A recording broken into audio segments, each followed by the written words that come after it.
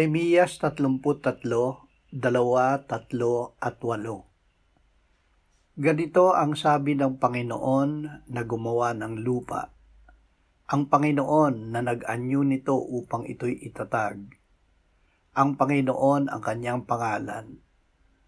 Tumawag ka sa akin at ako'y sasagot sa iyo, at magsasabi sa iyo ng mga dakila at makapangyarihang bagay na hindi mo nalalaman.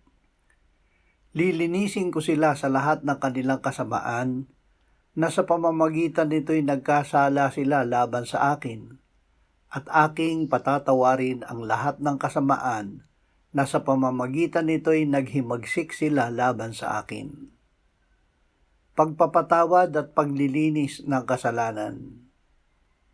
Hindi lamang iniaalok sa atin ng Diyos ang pagpapatawad ng ating kasalanan.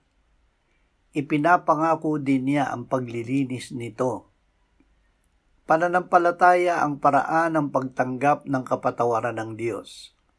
Pananampalataya rin ang paraan ng pagtanggap ng kanyang paglilinis. Hindi natin magagawa na linisin ang ating sarili sa kasalanan. Ito'y nakakamtan lamang mula sa Diyos sa pamamagitan ng dugo ng kanyang anak na si Jesus.